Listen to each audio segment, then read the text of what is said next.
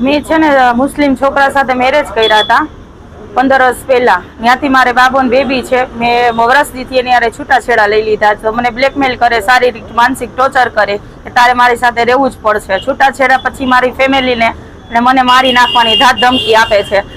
શનિવારની રાતે મારા ભાઈને સમાધાન મેટરથી બોલાવ્યો કે અહીંયા આવ બેટા, તારું મારે તારી બેન સાથે સમાધાન કરવું છે. પછી હું ગઈ તો મારા ભાઈ ઉપર હુમલો કર્યો, મારીના સ્લમ ક્વાર્ટરમાં જામનગર રોડ પર આવ્યું. Yakub Visa Motani, Pistiwad slum quarter. એમ કે તું મારી યારે રે ને રે, હું હિન્દુની છોકરી છું અને એ મુસ્લિમ છે. 14 વર્ષ પહેલા દારૂ પીને હેરાન કરતો તો. મને ફોરેન માંથી ઘા કરી દીધી. એકવાર હાથમાં મને છરી મારી લીધી. કામ એ વ્યાજવટાનું કરે છે. પોલીસમાં મેં 7 મહિનાથી અરજી કરું.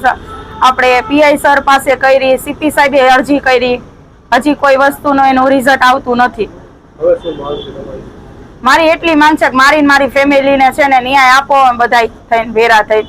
મારા ભાઈનો જીવ જોખમમાં છે, મારી ફેમિલીનો જીવ જોખમમાં છે. બધા નાના બચ્ચા છે મારા ફેમિલીના, એને મારી નાખવાની ધાક ધમકીઓ આપે છે. અને 4 વ્હીલો અલગ અલગ લઈ અને બધા પાસે લોકેશન માંગે છે કે આ ક્યાં વ્યક્તિ, આ ક્યાં છે, અને મને મારી નાખવાનું કહે છે. હું તને તો મારી જ નાખીશ, આજ નહીં તો કાલ.